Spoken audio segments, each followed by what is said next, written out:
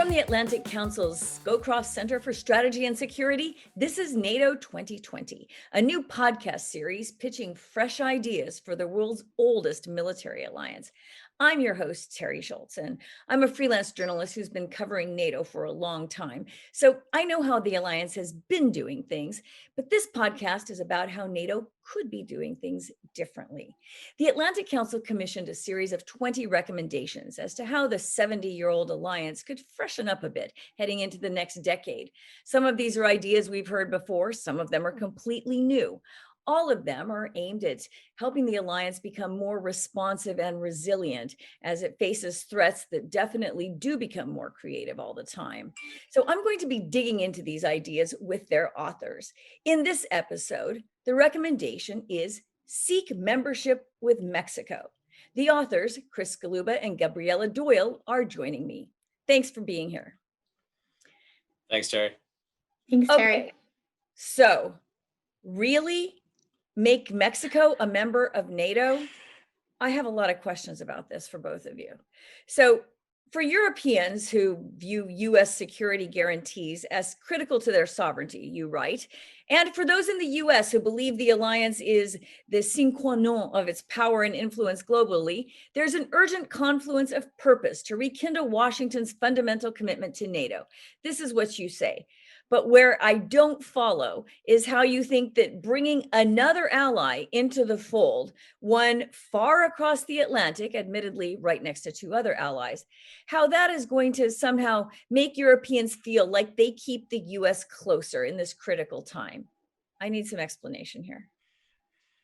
Sure thing, Terry. Well, first of all, thanks. As the editor-in-chief of the 2020 volume, I felt that I had to bring it on the provocative ideas, and so this one, may be the most provocative in the volume, which I'm happy to say. But really, it's an argument about American demographics. It's an argument about the fact that the United States is changing very quickly. Power, both political and economic, is shifting to parts of the country and to communities that haven't always held it. And I think you see that when you take a long view of how successive U.S. administrations have thought about the alliance and dealt with NATO. I'm sure you remember Don Rumsfeld from the George W. Bush administration calling the traditional NATO allies old Europe and talking about wanting to work with new Europe. The Obama administration, I think somewhat unfairly, but was criticized for being a little bit cold on NATO and cold on Europe. And of course, what we've experienced in the Trump administration is a president who's outright hostile to the alliance. And so I think you can stand back and say, okay, these are each circumstantial to the administration or the person holding the office of the presidency. But we actually argue that they're rooted in American demographics. They're reflecting the politics of the coalition or the bases of these presidents. And that if the United States, people like me who are part of the national security community, who really believe in NATO's value to the United States, and Europeans who count on the US for their sovereignty in a worst case scenario, if they don't step back and recognize that how we think about NATO in this country is changing and we better do something urgently to address it, we're going to be in some trouble. But then you're sort of suggesting that all 29 other allies sort of contort what they think of as NATO's traditional sort of sphere, or simply to try to woo back the US, and that somehow playing to the Hispanic population there is going to do that. That seems to me to be an awful lot of contortion in the sort of traditional NATO thinking. To do something that surely can be done in other ways, bringing the U.S. back to Europe. Yeah, so it's a fair critique and one we've heard from multiple colleagues, but I'm not so certain it holds water. I mean, let me just give you the anecdote behind the idea for this article, which is my spouse is from the Central Valley in California. Much of her side of our family lives out there. We go out there quite a bit. And of course, it's largely a Latinx population, many Mexican American populations, and as part of the family, as part of the community. And so, I'm we from go to New Mexico, events. Chris. I'm not buying it yet. So it's okay, but we go to events, we talk to family, and they, hey, Chris, what do you do? I work on NATO. Well, what is that? Or is that's that Europe thing? It didn't seem particularly relevant to many people. And when I would talk about the big bad specter of Russia in election interference, no one seemed to care a whole lot. And what I know and what I recognize is that California by itself is the fifth largest economy in the world. We have a vice president of the United States who is now a senator from California, or who will soon be the vice president of the United States. And so when you look at the United States and you look at where the political and economic power is shifting, I really worry that if parts of the country that don't have a traditional connection to relationship to NATO, don't understand it, don't feel it adds value to their lives, then what we saw during the Trump presidency is just a harbinger of things to come, right? If I'm a European and I'm looking at public support for the alliance, I'm looking at the traditional support for the alliance, which are kind of European Americans, white Americans, Trump's base. And Trump is telling them not to like the alliance at all. And then you look at the emerging population of the United States, who don't seem, at least from the research that we've been able to do, don't have a firm understanding or appreciation of why NATO is important to them. And so we're in this kind of in-between ground that if we don't figure out a way to do something to rekindle US public support for the alliance across a broad base, I'm worried that this drift that you've seen throughout the century is going to continue. You and I have actually had conversations about this personally as friends, about the need to definitely reach out west of these East Coast sort of pockets where they are very aware of NATO. But I just don't buy the idea that this enormous process of bringing in another country is the way to do it. I mean, there should be outreach, obviously by NATO to these populations, and by the U.S. government itself, which on a bipartisan, basis does support NATO membership. If you're not talking about President Trump himself, but what are the benefits that Mexico's membership could bring to NATO? Anything that it doesn't have otherwise? You've already got the U.S. and Canada, so you've got the sort of wealthier members of the continent there. What would Mexico bring? So let me say a couple of things, and let me kick to Gabriela, who did a lot of the research around the Mexico part of the essay.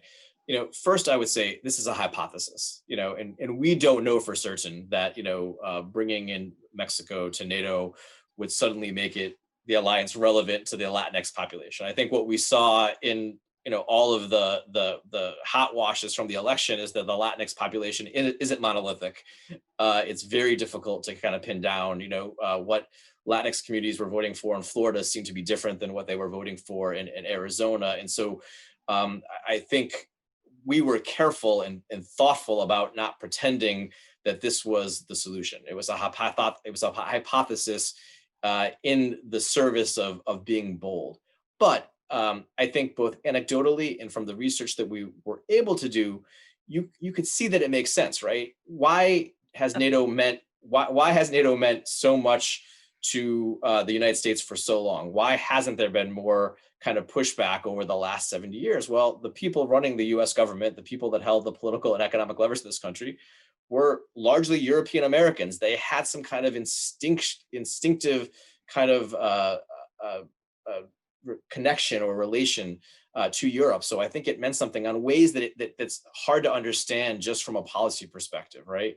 And so this idea of Mexico, we can go do public diplomacy in New Mexico and Arizona and Texas. We absolutely should. I think what we believe is that public diplomacy isn't enough. It's not going to get us there. You have to make the alliance matter to people on a day-to-day basis. And so this is one hypothesis about how to do that. However, it was really important in making the argument, which again is really about the changing nature of American demographics, that we addressed why this might make sense for Mexico and why it might make sense for NATO allies in Brussels. And so let me turn to Gabriela to give some of her thoughts on that. Yeah, I mean, one of the biggest arguments against this, right, is that Mexico is traditionally a little bit more internally focused with its military. So why should it have to worry about an Article 5 invasion? Why should it be pulled into these other arguments? But there's more to it that Mexico stands to gain than you might see on the surface. So one of the things that we found out first was there's the potential for some help with security sector reform that NATO has already helped with a lot in other countries that are already allies. Some of that you can say that Mexico stands to gain from Canada and the United States already, but there's a foundation there that NATO can help it with as well. Can also build on some trade relations that have already been fortified recently with the USMCA and just build a better foundation for greater North American relations, especially in this time when there's the potential to turn over a new leaf with Mexico and really just give that a fresh start and increase it. I mean, Mexico is our neighbor to the south. Any problems that they have come over to us and vice versa. So we have a shared interest in making sure that we're all secure on the North America side and the North Atlantic side. I think on top of that, though, Mexico really stands to gain some international prestige. NATO is one of the most exclusive and special clubs in international relations. It's the longest standing political and military alliance, and that is something that Mexico City has not really experienced yet, even though it has great relations with the United States in some areas. It's not part of that North Atlantic club, even though it has as much to gain. It's about as equidistant as Turkey is to the North Atlantic area. So it has that special geographic relationship, but it hasn't been fortified in a way that has been entrance into the NATO club. So being part of that alliance, being part of this North Atlantic community can really ensure that Mexico has a greater chance to extend the example that it's already setting for other Latin American states. It's already a leader in the region. Having NATO membership only increases that. I can see the advantages for Mexico, but I can't see getting the Europeans on board with the idea that they would have to go, on a potential Article 5 excursion there. And if the US and Canada wanted to create such a strong commitment to Mexican security, why would they bother again to bring in 28 other countries from over here where I'm sitting right now to do that? Wouldn't it be much more efficient bureaucratically, logistically, culturally, all of those things, to just do it like a NAFTA?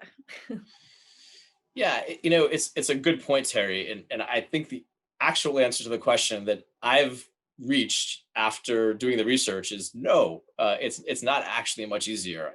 I think I know from my time in the Pentagon that security dialogues with Mexico, bilateral U.S.-Mexican security dialogues, for whatever reason, just kind of lag behind the type of economic cooperation we see. They've been harder to establish. They're way behind what maybe the Treasury departments or the Commerce departments have for whatever reason. I'm not an economist, and so it's hard to know. But I think one of the great things about NATO is that it already exists. We've already done all of the hard work. The committee rooms are already there. It's just really adding another chair, right, to the table. No, not right. In that building that you walk around every day. It's finding some space in that new building for a Mexican mission. I don't think there's a high barrier to entry, except for the politics in kind of each of the major capitals. But I think on a practical sense, and we say this in the article, I think there's many parts of the U.S. Security community focused on Latin America that would welcome some reinforcement of the bilateral security dialogue with an institutionalization of it or a multilateralization of it. I think culturally, right, there are ties. Many of the security issues that Mexico is facing are similar to the security issues that the Southern Europeans are facing. There's strong cultural ties already between places like Spain and Mexico and France and Mexico. So I think you'd actually have some cultural attraction there from other European allies. This is kind of crazy. We know it. And there's two camps on this, by the way. There's the people there's a Terry Schultz camp that's like, this is way too far of an idea. But there's also plenty of people, including a lot of Latin America security experts that we spent a lot of time talking to, that actually said, you know what, this is interesting. This makes sense. we're very happy to say we've gotten calls since the article has been published from those communities, from European security communities that wanted to talk to us about it, that wanted to kind of understand why we were going there. And honestly, we've gotten calls from offices on Capitol Hill saying, hey, from Latinx members, this is interesting. Can you come and talk to us about this? And so what we're trying to do is start a conversation. The framing of this is obviously provocative. I'm under no illusions that this is ever going to happen, but I think it's possible. But I do believe that raising awareness of this issue, even starting the conversation, will begin to help us with data about whether this begins to move the needle. Does this change how Latinx populations in the United States think about the alliance? And if it moves it in a positive direction, then maybe you can take that next step. Maybe there's no reason Brussels and Mexico City can't have a dialogue about ways to cooperate. And this isn't just about Mexico or the US population, right? Russia is in Venezuela. It's propping up the Maduro regime, right? That is something that Europeans should be worried about and don't like, because it's the same thing that they're doing in places like Georgia and Ukraine. China, as you well know, is all over the global south. NATO has to get its game together on China. So there's a real reasons for NATO to kind of be present in Latin America more than it is currently, which is just a relatively new partnership with Colombia that could mirror how it works with places like the Middle East or Asia, where it has much more robust partnerships than it has in Latin America. Well, hang on a sec. The Terry Schultz position is simply not to believe in anything. So to correct you there, if you were saying Mexico shouldn't become a member, I would be arguing why not. So that's my job, is just to, stir it all up. But here's the thing. NATO has been in talks and has special partnerships that it names all kinds of different things with countries that I think are more strategically interesting for it, like in the Middle East, like with Jordan. It's working with Iraq. And in terms of the sort of helper missions that you're talking about Mexico needing, about leading up to this potential membership, it's got countries in line for all those things. What would you tell Georgia? What would you tell Ukraine? They've been waiting in line forever. Georgia, has lost, I believe it's, more people per capita in NATO operations than allied countries. I can't remember that statistic specifically, but they've been serving in Afghanistan, and yet they keep knocking on the door, and NATO, has its reasons why Georgia can't become a member. So tell the Georgians that Mexico deserves to hop in line here. I don't think that, that's going to go over very well. And then that's not going to be politically manageable for NATO either. I mean, why wouldn't you instead take Israel? Because there have been talks like that, suggestions like that as well. Why wouldn't you take a country in perhaps a hotter hotspot that would serve you better, that would be, a stronger anchor in a place you need it more? Yeah, so I'll say three things, and then obviously defer to Gabriela for some thoughts as well. First, I think you're right. The enlargement debate in the alliance is kind of stuck. It's stuck on the untenable situations we have territorially with Ukraine and with Georgia. Each of the new members over the last 2 decades have been relatively small members who are being admitted more for political reasons than for any kind of real capability in many cases that they're bringing to the alliance. And so if nothing else, this is a jolt to the enlargement debate, which again is part of the purpose of the volume. But what I would tell Georgia and what I would tell Ukraine is that you could join NATO tomorrow. It's not going to matter in the long run for your sovereignty if the United States isn't invested in European security. And what we're recognizing right now, and with a long view of the last 20 years of this decade, is the United States kind of pushing away more and more, a little bit each year, into the alliance. And we all know, you were there covering it in May of 2018. The president almost took the United States out altogether.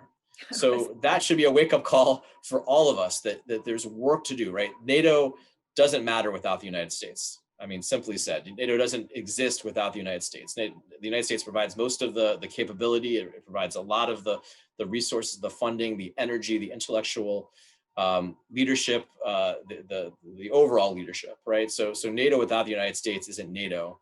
And if I'm Georgia and I'm Ukraine, I desperately want the United States to be invested in my security. And I think the way to do that is to kind of broaden public support for NATO in the United States, and right now that's lacking. The third thing I would say is that there are other parts of the volume, including I think a podcast episode that you'll tape in the next kind of couple of weeks on whether or not it makes sense for NATO to be looking beyond the Euro-Atlantic region for partners or maybe one-day members. And so there's an essay on the Asia-Pacific partnership and kind of taking all of those partnerships we have in place like Asia, multilateralizing them, and then maybe working together more closely with European allies and partners to give NATO a broader cast as an alliance of democracies, right? In a time and in an era of great power competition where we're fighting alternative models like Russia and like China, especially. If I could add to that, I mean, to Chris's point that NATO is not the same without the US. I mean, the United States is already changing. There's already Latinx people are the second largest ethnic group in the United States. There are going to be a lot more people that look and sound like me coming in the years to come. And so keeping these communities invested is extremely important to keeping the United States invested in NATO and European security. The second point I would make to the Georgians and the Ukrainians is that it's not a zero-sum game. If we've seen anything with NATO expansion over the years is that the door keeps opening. So just because Mexico joins doesn't mean that Georgia and Ukraine can't. It may seem like hopping the line, but there are some real arguments for all of these countries to join. And the idea of NATO being all for one and one for all is something that transcends a number. It's all about coming to each other's defense. And that leads me to my third point, that Mexico has some really big capabilities to offer. Mexico has currently 237,000 active duty personnel in its military. So that means it would be the third largest military in NATO if it joined. That puts it past the last, I think, 12 or 13 members combined that have joined NATO. So yeah, you want the United States coming for you. You want NATO coming for you if something happens. You might also want Mexico coming for you too. Okay, so it has a lot of people signed up as service members. What kind of shape is that military? And you've got plenty of soldiers in Europe as well. You've got a large contingent of Germans who are in the services, but they're not well prepared with all the money that Germany has. It doesn't keep its armed forces in good shape.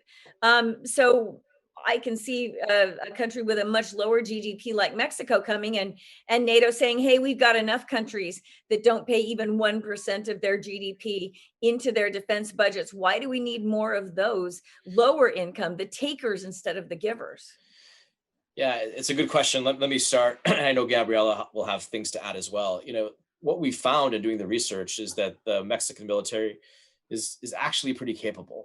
It's not to the level of the U.S. military or the Brits or the French or probably even the Germans, but what it does, it's very good at. It's pretty prominent in humanitarian relief, disaster assistance missions across the world. It's focused internally, given some of the internal security struggles in Mexico. So we actually think that one of the constituencies in Mexico that might find this attractive are the armed forces, is the Ministry of National Defense, who could see this as a hook for both more resources and the ability to kind of improve on traditional military tasks that aren't so focused internally. So I think on Mexican capability, it's actually pretty good. And then of course, in NATO, there's always a question of relativity. So even if it's not as good as the United States or the United Kingdom, it's probably better than North Macedonia or Albania, with all due respect to their militaries. The combination of, as the saying goes, quantity is a quality of its own. And that's the one thing that most new members haven't been able to bring to the alliance that Mexico can really bring in spades, as Gabriela said. But Gabriela, I know you have some other thoughts on this as well. Yeah, just one thing about, the 2% metric, and I know we did another podcast about this as well. But if it's 2% of your GDP, it's all about what your GDP is, right? So Mexico may not be spending 2% right now. I'm sure that would be a condition, or at least be part of its roadmap to NATO accession, was to get closer to 2%. But Mexico actually spends about $5 billion. So even though that's only 0.5% of their GDP, that's still more than other NATO members at the moment. So when it's all about inputs instead of outputs, like we mentioned on the other episode, it doesn't really tell you anything. So I'm sure there would be some back and forth both on its accession protocols and then in terms of, okay, we're adding this military to the alliance, but you're going to have to exercise with us and train us as well to increase the capability that we already have. I think there's a lot of room to grow there and more than what meets the eye. And I'll remind you, Terry, that I wrote the other article I co-authored was exactly to get rid of the 2% metric. And so not the most effective counter argument to me personally. True. I mean, nobody cares about it more than President Trump, and he soon won't be, having such a high perch to talk about it from. But I still don't see the need for membership. I still don't see that NATO would see the need for membership. Why wouldn't you make up, one of these other sort of uncreatively named spheres for cooperation like they have with countries like the ones I mentioned in the Middle East, or other kinds of, like P4P used to be, even Sweden and Finland, countries that don't want to join. Why aren't you talking about sort of a membership like that would provide a lot of these benefits without creating the Article 5 responsibility? Yeah, I think that's a fair critique, and one we got in from some serious NATO hands in terms of getting some feedback on the draft of this article. And I think it's probably more realistic too in the short term. We acknowledge in the article this is a generational proposition. Membership is a generational proposition at best, and but the framing of the volume kind of asked us to be provocative, and so we were more provocative in the framing of it. But I think that's right. I think we need some baby steps before we get to full on membership. But I don't want to take full membership off the table a generation from now, because as much as we have the ability, and NATO's kind of tendency is to kind of go one foot in front of the other and kind of take these things slowly. The demographic changes that Gabriela referenced earlier in the United States are happening very quickly. We saw it play out in this election a couple of weeks ago. We're going to see it play out in the 2024 election. So by 2050, the Latinx population of the United States will be almost 30% of the entire US population. You have to account for their views on foreign policy and international relations. And again, I want to be careful to suggest that there's a monolithic Latinx bloc in this country that are all going to think the same thing about foreign policy. It's not going to. But this is a hypothesis. I think it's one worth testing. I think we've talked to enough people about whether it would be an attractive proposition on both sides of the US-Mexico border, and we've heard enough things to make us want to at least take the next step on this. The US government doesn't seem to be catering to that population that much as it is, or at least that's certainly a controversial issue, and one that's going to be increasingly debated. I just don't see them wanting to take on trying to convince 29 other countries of something that it doesn't yet support domestically. Just I don't see the ambition coming out of Washington. I can't fathom it. Yeah, I mean, it's a fair point, and I think one, you may see a fresh approach in a Biden administration. They might be absolutely willing to think creatively on NATO, recognizing some of the things that we recognize in the article. But second, I think you saw the again, not to beat a dead horse, but I think you saw the criticality of the Latinx vote in the 2020 presidential election. I think both political parties are going to be searching for ideas and policies to attract these voters, because they're going to be critical in future elections, both at the national and at the state level. So I wouldn't be surprised if you saw ideas like this begin to gain traction, at least conversation around them. And based on the feedback we've gotten since the article's been published, I think there's some support for that. But Gabriela, what do you have to say on that point? I would just also add that, to our point that this is a generational idea, one, Mexico already sets an example for other countries in Central and South America. So even if they're not a member quite yet, becoming a NATO partner or becoming somewhere along the spectrum of being affiliated with NATO only encourages greater cooperation, which will in turn potentially, according to our hypothesis, affect the other populations in the United States that aren't Mexican. It can be Nicaraguans, Guatemalans. Colombia is the only NATO ally, or excuse me, the only NATO partner right now in Central and South America. So encouraging greater participation on that area is one way that Mexico could have an outsized influence. The other point I would make is that I believe my generation is the most diverse in American history. So we may not be in official roles right now to make a huge difference in national policy, But that's going to change in the years to come. And so then maybe these populations will start to be spoken for a bit more and we'll have greater engagement on that level. And can I say just quickly on the back of that, Terry, this is a hypothesis and what's a very complicated picture, right? We say in the article that maybe things like climate change, if NATO had a role to play, maybe some of these other transnational threats could play this unifying role of getting the US public to more broadly support NATO. Or it may be the fact that, if Russia isn't the great bogeyman anymore that's going to motivate the entire US public to get behind it, we're going to have to piece together a bunch of different policies or strategies to kind of support not just NATO, but all of our traditional institutions. So, right, it might be You find a bunch of new enemies because you need one.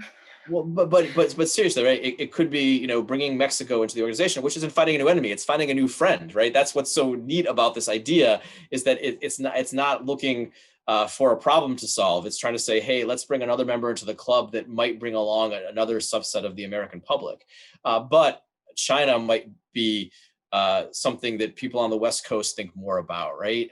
There are plenty of proposals for NATO to do more in Africa, which may or may not mean more to an African-American population, which is also growing in this country. So as you look at the rest of the 21st century in front of us, what we know for certain is the US is diversifying quickly.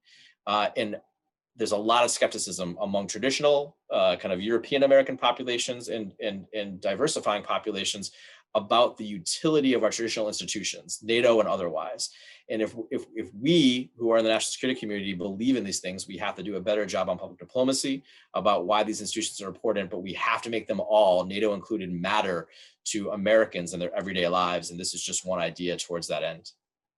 I completely believe that you have to do that. But just one more point, and then we don't have much more time. But you compared this situation to that of the time when the Warsaw Pact was dissolving, and NATO was eager to bring in the Eastern European countries who were just breaking free of the Iron Curtain. I don't think that that's comparable then. And what I meant by a new enemy is that to unite countries, you often have to have this threat to make NATO reform as fast as it did after 2014. You needed Crimea, and so I just don't think that when you list climate change or even the sort of vague Chinese threat or the threat that looks vague at the moment, I don't think that is as unifying a factor in as the Warsaw Pact and trying to build up a bulwark against the former Soviet Union. Yeah, I mean, I think that's fair, and the times and the circumstances are different, right? This is, the volume overall, right? And the forward to the volume, the 2020 volume, we say that part of what we were trying to do was a response to the belief that NATO doesn't have the ability or maybe luxury to think big anymore, right? In the 90s, it had this incredible moment post the fall of the wall where it said, you know what, let's take all our former enemies and invite them into the club. That was inspired. And I think public support for NATO at the time shows that it caught the public imagination. What we're trying to do with this volume and with this idea in particular is trying to kind of figure out some ways to do that again. So again, you're right, the geopolitical situations are different, but it's going to require different kinds of solutions. And this is certainly a different kind of solution, as you made very clear throughout your questioning. But that's terrific. And I think other ideas in the volume are also different kinds of solutions. So I am under no illusions that they're all going to work, that they're all going to take flight, that they're all going to happen. But I think they will start conversations. I think some of them will surprise us, like maybe the Warsaw Pact countries joining NATO did in the 90s. And whether it's Mexico or whether it's something else, I think the whole idea is to think anew about how to do this. And I hope we've been able to do that, if nothing else. I think you definitely have. This paper, as I told you earlier, I thought was really fun to read, and it got my brain moving. But just one final question. Remember, the Warsaw Pact countries were very eager to join NATO. Was any government official from Mexico among those that called you and said, yeah, you really captured the essence of what we're looking for in our future? Does Mexico want this? Let me defer that question to Gabriela in the first instance. So I think there would be more interest than you would think. We mentioned earlier, the military really has the ear of the current president right now, and they would really want to have this increased focus and capabilities and resources that NATO would have to offer. And they're already trying to change their focus from being more internal to more external, being able to project this kind of presence that they want to have. But moreover, some of the officials that we spoke to as well, I spoke to one woman who's focused her thesis on a similar issue. And it makes sense. Mexico, the one thing that is in common between the current president and the previous president is they agree they want greater prestige and respect for Mexican leadership abroad. One way to signal that coming from the United States, a country that pursues a lot of its foreign policy goals through NATO and even distinguishes its non-NATO partnerships as major non-NATO allies, NATO is still central. So if you want to signal to the communities that are listening and to the rest of the world that Mexico is important and Mexico wants to be more important, this is a great way to do that. All right, guys, I still find it far-fetched, but that's what I like best about it. Thank you so much to Chris Galuba and Gabriela Doyle for telling us more about their recommendation that NATO should extend membership to Mexico. That's just one of the ideas that you can find at atlanticcouncil.org on our 2020 series, New Ideas for the World's Oldest Military Alliance. You can also join the conversation on Twitter at #StrongerWithAllies. Thanks so much for joining us, to my guests and to all of you.